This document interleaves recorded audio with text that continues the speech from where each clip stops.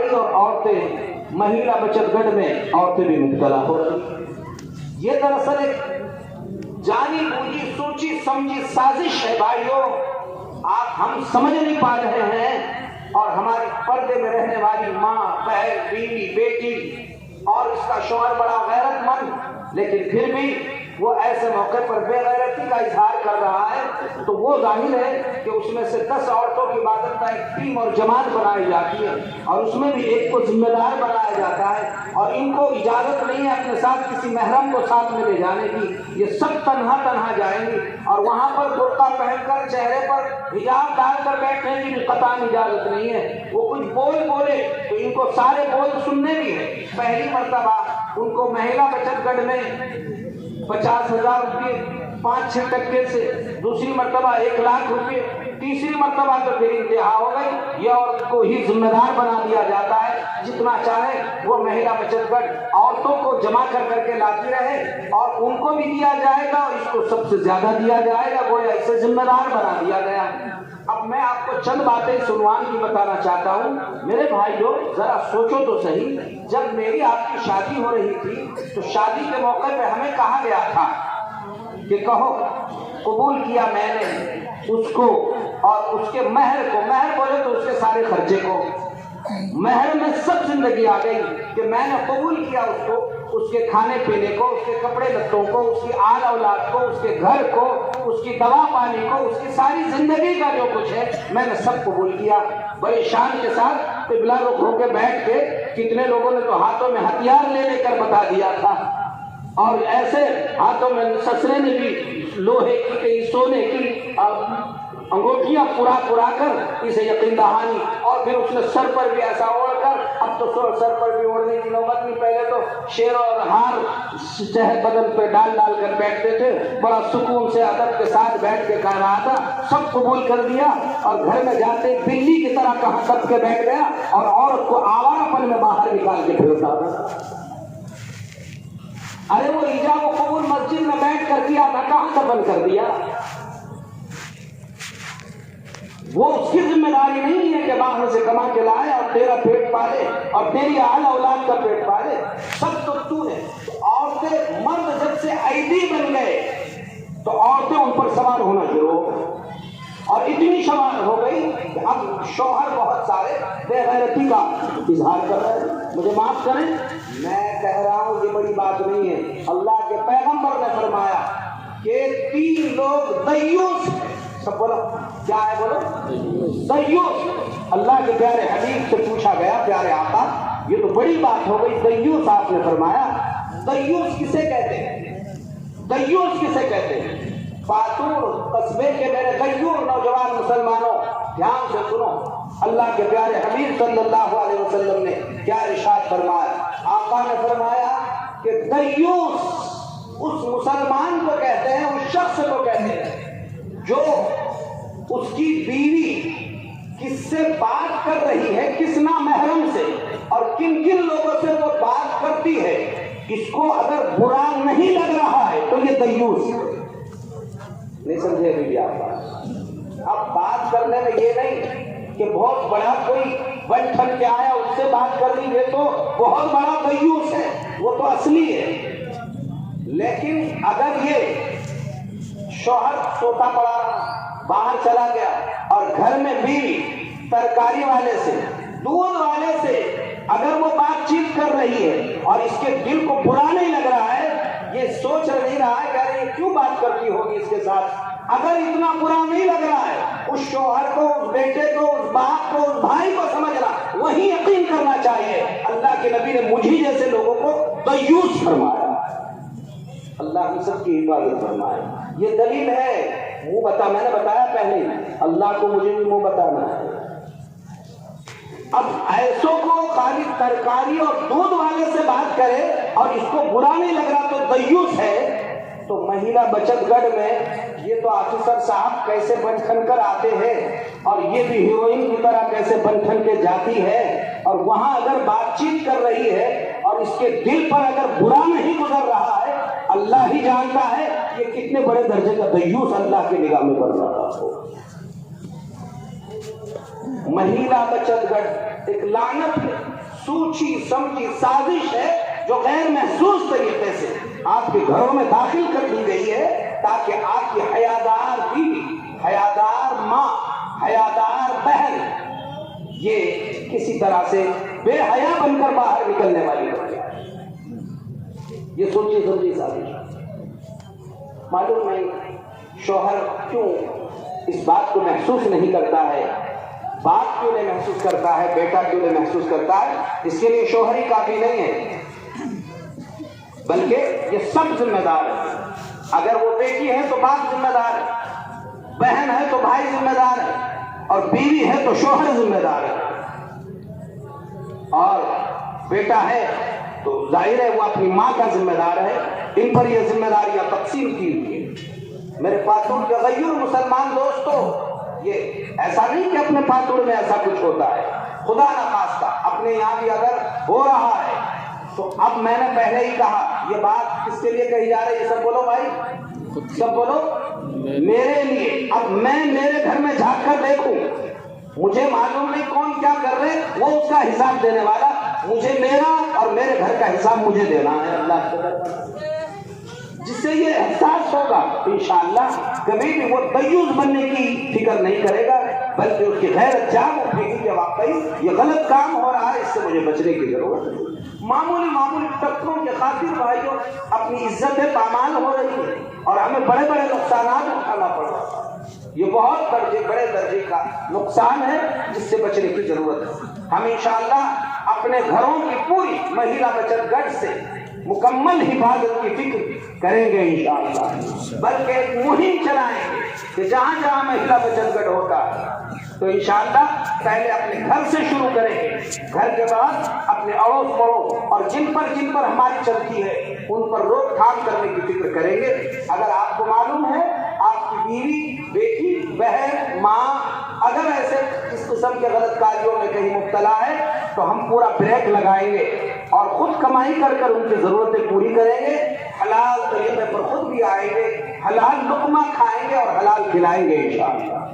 اور بھائیوں علماء نے لکھا ہے کہ جو سود، بیاج، مہیلا بچت گھر اور ہر راج وسیع بول بول کر اور کہیں چوری، ڈکیتی اور رشوت اور جوئے اور پتے اور لاٹری اور مٹکے اس طرح کھیل کھیل کر اگر کسی نے کمائی کیا اور اس کا لقمہ اگر کسی کے پیٹ میں گیا، 3 دن کے بعد ذرا نشتر مار دے، بدن کا خون بولو کیسے کلر کا ہوتا ہے؟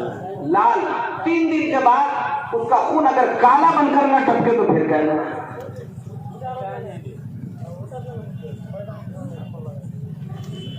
حضرت سیدنا شاہ عبد القادر جیلانی رحمۃ اللہ علیہ بڑے پائے کے اولیاء کاملین میں گزرے ہیں، بہت بڑے درجے۔ ان کے پاس غالباً معتصم باللہ وقت کا بادشاہ آیا اور آ کر حضرت کی بڑی منت سماجت کی اور کہا کہ حضرت آپ کے لیے کچھ ہدیہ لایا ہوں، اشرفیہ قبول فرمائیے۔ دھیان سے سنو بھائیو، اس نے ایک تھیلی ایسی بھر کر لایا اور ساری تھیلی سونے کے اشرفیوں سے بھری ہوئی تھی اور وہ حضرت کے قدموں میں ڈالنا چاہتا تھا کہ حضرت آپ اسے قبول فرما لیں۔ حضرت نے فرمایا کہ بھائی ہٹ جائے، اس کی ہمیں ضرورت نہیں کہ حضرت آپ قبول فرما لیں، اور بڑی منت سماجت کرتا رہا اور مجبور کیا قبول کرنے پر۔ حضرت نے اس کو ہاتھ میں سے لیا اور لے کر اس پورے تھیلی کو ایسے پیش کیا، یعنی باریک کیا، اور ایک ہاتھ سے اس طرح سے اس کو نچوڑ دیا تو سارا اندر سے ٹپ ٹپ خون ٹپک رہا۔ حضرت نے فرمایا لوگوں کا خون چوستے ہو اور اس کو ہدیہ بول کے ہمارے خدمت میں لاتے ہو،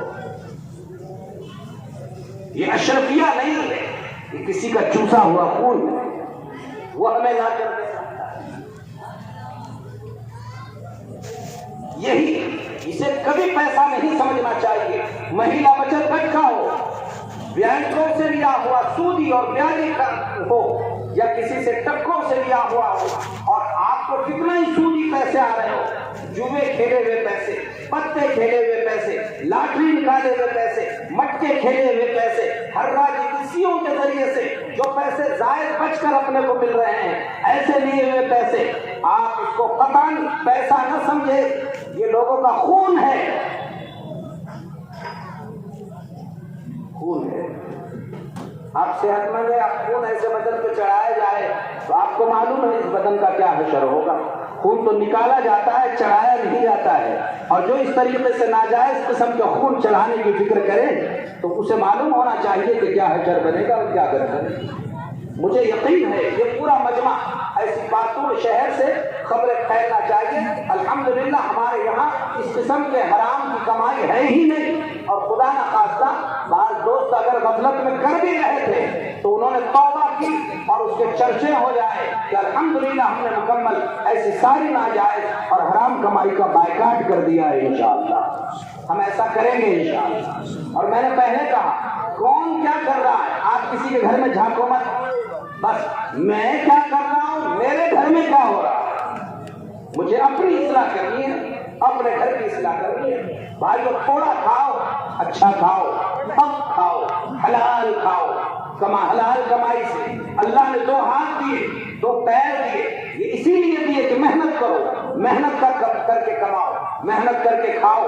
اللہ نے قرآن میں نبیوں کو فرمایا اعملوا, اللہ نے قرآن کریم میں فرمایا کہ تم کلوا من الطیبات واعملوا صالحا, پاکیزہ کھاؤ گے تو اللہ نیک کاموں کی توفیق عطا فرماتا ہے.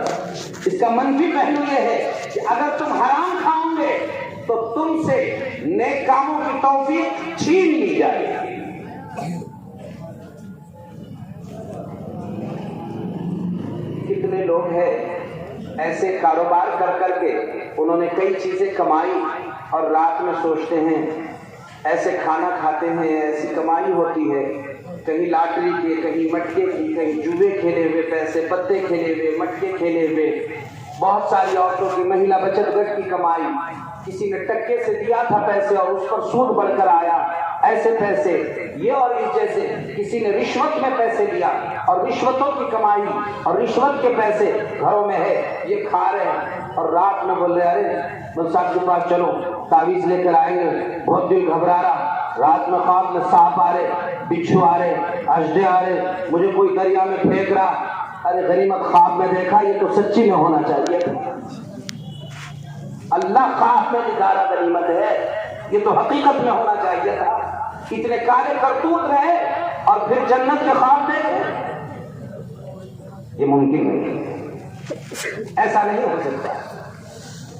کمائی بھائیو کچھ ہو جائے طے کر لو, فاقہ آئے فاقہ کریں گے, بھوکے کی نوبت آئے.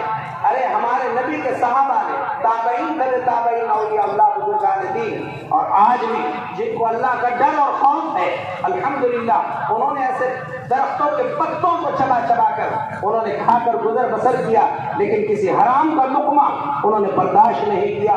اور سود تو دور کی بات ہے, قرض پر بھی لینا انہوں نے کبھی گوارا نہیں کیا ہے. قرض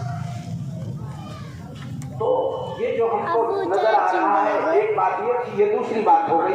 ایک تو اللہ کو جیسا اللہ ماننا چاہیے تھا, ہم نے اللہ کو ویسا اللہ نہیں مانا, اس وجہ سے ہم سے جو چاہے وہ ہو رہا ہے. دوسری بات یہ سب بولو کیسی کمائی کھانے کی وجہ سے, بولو بھائی, حرام, ناجائز اور غلط طریقے کی کمائی کھانے کی نحوستوں سے ہمارے ساتھ اس قسم کے سارے حالات پیش آ رہے ہیں.